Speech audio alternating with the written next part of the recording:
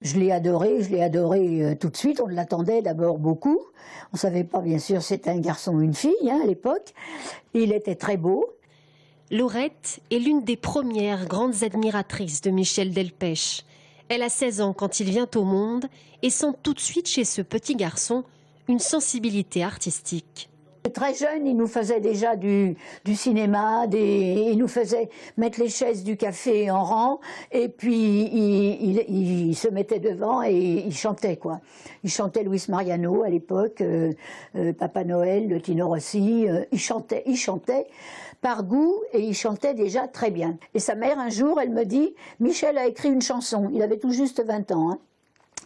Il a écrit une chanson pour toi. Alors, ça fait gros quand on vous dit ça, une chanson pour moi, je me leurre jamais quand on me raconte quelque chose qui va être trop beau comme ça. Je dis, ah bon, bah c'est bien, on verra. Elle dit, elle va s'appeler Chez Laurette. C'était bien chez Laurette,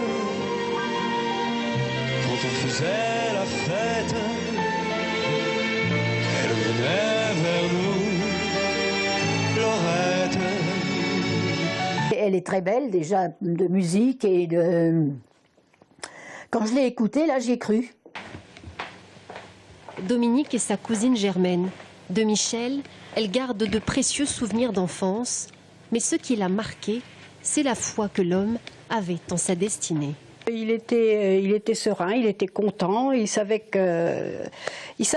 en lui-même, il savait qu'il allait réussir. Quand ses parents lui disaient « mais tu verras, tu vas tomber de haut, ce sera pas possible », il dit « vous verrez, un jour je vous épaterai ». Je me souviens toujours qu'il disait ça à ses parents « vous verrez, un jour je vous épaterai ». Et non, il était sûr de ce qu'il voulait faire et ça a été incroyable. On dirait que ça te gêne de marcher dans la boue, on dirait que ça te gêne de dîner avec nous, on dirait que ça te gêne de marcher dans la boue, on dirait que ça te gêne de dîner avec nous.